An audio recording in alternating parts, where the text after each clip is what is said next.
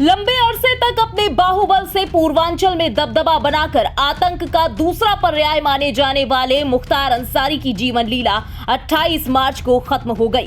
उसने अपने जीवन काल में सैकड़ों परिवारों की जिंदगी तबाह की थी। उन्हीं में से एक थे यूपी पुलिस के जाबाज पुलिस अफसर माने जाने वाले पूर्व डीएसपी शैलेंद्र सिंह, जो प्रेशर पॉलिटिक्स में इस कदर उलझे कि न्यायिक प्रक्रिया की बर्बरता से उबरने में उन्हें न केवल अपनी नौकरी गंवानी पड़ी, बल्कि करीब 17 साल तक कानूनी दांवपेच से जूझते रहे। वही मुख्तार अंसारी की मौत के बाद पूर्व डीएसपी शैलेंद्र सिंह ने मुख्तार के परिवार द्वारा लगाए गए सभी आरोपों का खंडन किया कि अंसारी को जहर दिया गया था। साथ ही उन्होंने सुनाई अपनी आपबीती और मुख्तार अंसारी के आतंक की कहानी। आप बिल्कुल सही कह रहे हैं। बात 2004 की है, जनवरी की है, आज से 20 साल पहले की है। और मुख्तार अंसारी का जो भय का साम्राज्य था वो चरम पे था। और सरकार द्वारा जब समर्थन ऐसे माफियाओं को हो जाए तो आप समझ सकते हैं। मैंने अभी आपसे कहा कि वो खुली जीप में मऊ दंगों में घूमता था, जहाँ कर्फ्यू लगा है। किसी की हिम्मत नहीं हुई उसके प्रति कुछ बोल दे, कार्रवाई की तो छोड़ दीजिए। और उस समय मैंने लाइट मशीन गन रिकवर की। आज तक उत्तर प्रदेश में केवल एक ही रिकवरी है, न उसके पहले कभी हुई, न 20 साल हो गया अब तक हुई है। और उसमें पोटा भी लगाया, क्योंकि पोटा एग्जिस्ट करता था। तो मैंने स्टैंड लिया उसके प्रति कि नहीं, ये गलत है और इसको जेल जाना होगा। लेकिन मुलायम सिंह की सरकार तत्कालीन अल्पमत की सरकार थी, किसी भी कीमत पे इसको बचाना चाहते थे। और उन्होंने अंत में हम लोग पर प्रेशर बनाया, अधिकारियों पर प्रेशर बनाया। जब कोई नहीं सुना तो आईजी जोन जो थे उनका ट्रांसफ़र, डीआईजी रेंज का ट्रांसफ़र, एसएसपी एसटीएफ हमारे थे उनका ट्रांसफ़र। और अंत में ऐसा माहौल बनाया गया कि मुझे भी रिज़ाइन करना पड़ा 15 दिन बाद ही।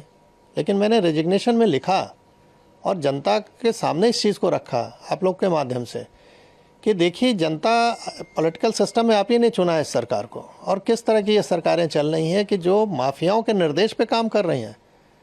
हम लोग चुन के आते हैं, सेलेक्ट होते हैं, नहीं जब तो बोला जाता है कि आप पब्लिक सर्वेंट हैं। आम बोलचाल की भाषा में हम कहते हैं गवर्नमेंट सर्वेंट है, और हो गए हम पार्टी के एजेंट अगर काम करें जिस तरह से वो कह रहे हैं। तो ये गिरावट की स्थिति बहुत ही खतरनाक थी। धीरे धीरे इस पर लगाम लगा है। न्यायालय में अब निर्णय आने लगे हैं जो कभी नहीं आते थे, दशकों तक, 2-2 दशक तक नहीं आए, अब आ रहे हैं 3-3 दशक के बाद। तो स्थिति बदली है, नो डाउट। और उसका नतीजा आप लोग देख रहे हैं कि अपराध में कुछ भी हो रहा है। सर, क्या लगता है उस समय कितनी बड़ी चुनौतीपूर्ण रही कार्रवाई जो मुख्तार अंसारी पे आपने की, और आज जिस तरह से आपने कहा न्यायालय में निर्णय आ रहे हैं, कानून व्यवस्था जिस तरह से है, उस समय अगर वो ऐसा रहता तो क्या उस समय मुख्तार अंसारी पे कार्रवाई हो सकती? नहीं, स्वाभाविक है। अगर शासन प्रशासन, हम तो किसी सपोर्ट की भी उम्मीद नहीं करते थे, हम तो अपने दम पे रिकवर किया, मैंने अपनी टीम के साथ। तो हमको सपोर्ट की ज़रूरत नहीं है, हमको तो हम ड्यूटी है मेरी, हम कोई मेहरबानी नहीं कर रहे थे किसी पे। हमारी ड्यूटी है कि ऐसे असामाजिक तत्वों को रोका जाए जो जनता के लिए कहर बन सकते हैं। तो मैं तो अपनी ड्यूटी कर रहा था। अगर मुझे ये ड्यूटी केवल करने दिया जाता, मुझे सपोर्ट की कोई ज़रूरत नहीं। सपोर्ट तो सिस्टम बना हुआ है गवर्नमेंट के कि हमको फोर्स दे रखा है, हमको आर्म्स एम्युनिशन दे रखा है।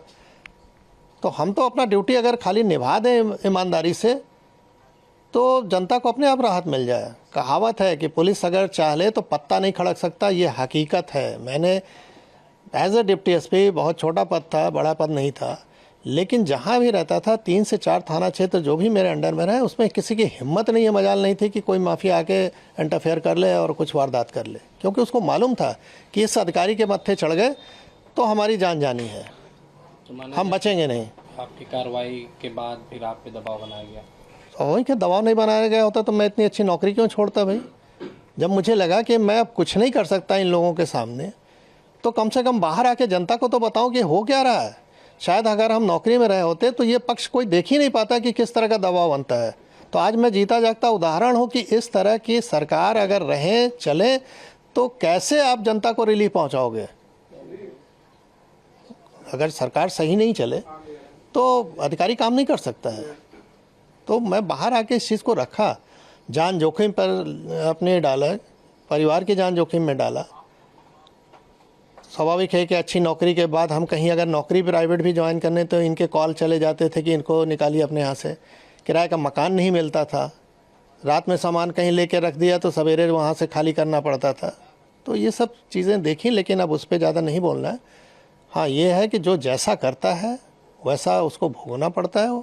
ऊपर वाले के यहाँ देर है अंधेर नहीं है। 20 साल का समय लगा, लेकिन वो अपनी मौत मरा। जो डर दूसरों पे कायम किया था वो डर उस पर हावी हो गया और अंत में हार्ट अटैक से उसकी मृत्यु हुई। सर, कहा जा रहा है कि मुख्तार अंसारी की मौत पर पूर्वी उत्तर प्रदेश में बवाल हो सकता है, माहौल ख़राब हो सकता है।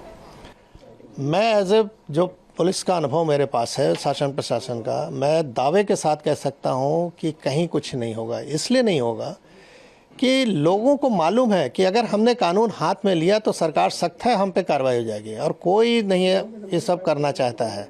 वो तभी करते हैं जब शासन प्रशासन का सह होता है। अगर सह न रहे ना तो हिम्मत नहीं है कि एक पत्ता भी खड़क गया। तो मैं अपने अनुभव से कह सकता हूँ कहीं कुछ नहीं होने वाला। बता दें कि माफिया से नेता बने मुख्तार अंसारी को गुरुवार शाम को तबीयत बिगड़ने के बाद जिला जेल से रानी दुर्गावती मेडिकल कॉलेज बांदा ले जाया गया, जहां दिल का दौरा पड़ने से उसकी मौत हो गई। वहीं बांदा मेडिकल कॉलेज प्रबंधन ने इसकी पुष्टि की थी।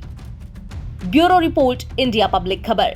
फिलहाल इस पूरी खबर पर आपका क्या कहना है, कमेंट में लिखकर हमें अपनी राय जरूर बताएं। देश और दुनिया की तमाम बड़ी और लेटेस्ट अपडेट्स के लिए सब्सक्राइब करें इंडिया पब्लिक खबर के YouTube चैनल को और बेल आइकन दबाना बिल्कुल ना भूलें।